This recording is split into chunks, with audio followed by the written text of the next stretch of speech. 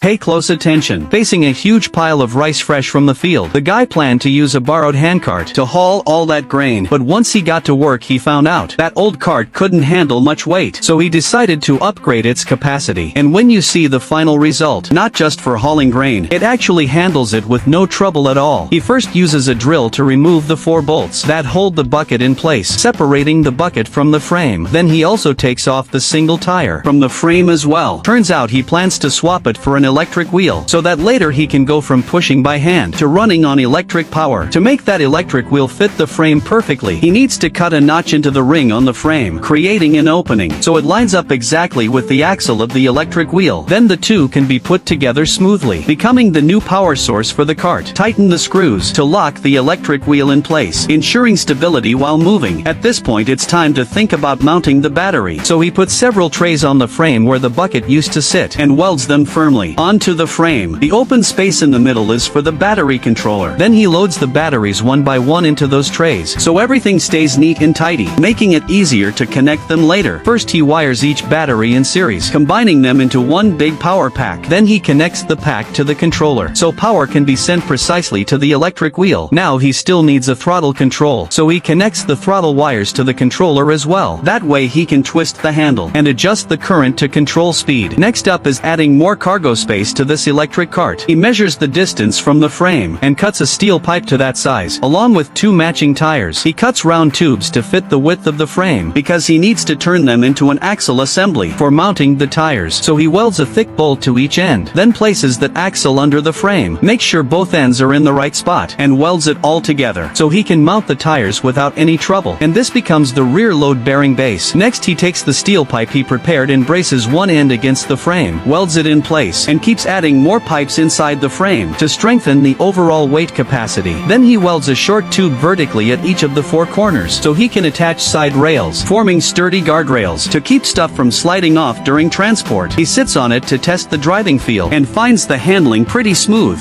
but there's still no footrest for his feet, so he welds foot peg brackets to both sides of the frame, creating a comfortable place to rest his feet. He adds a steel plate with a sleeve onto the main pipe as a mounting surface. Then he can weld the rear section to the front frame and adds a fender over the front wheel for protection. After that he lays wooden planks inside the bucket to provide a flat and non-slip surface for hauling. And with that, this handcart turned cargo trike is done. He also puts a wooden board on his driving spot as a simple seat. Now this vehicle is ready to go to work. He takes it straight out to the fields, and along the way there's no bouncing or lack of power. It's more than enough to get around the village too. Facing those piles of rice again, the huge cargo bed he added in the back can easily hold a large amount of grain, so the job that used to take several trips can now be done in one go, saving time and effort. So if the full score is 100, what would you give this guy for his upgrade? Watching from your screen, how many points would you rate his work? Let me know. That's it. Hope you enjoyed it. Thanks for watching. See you next time.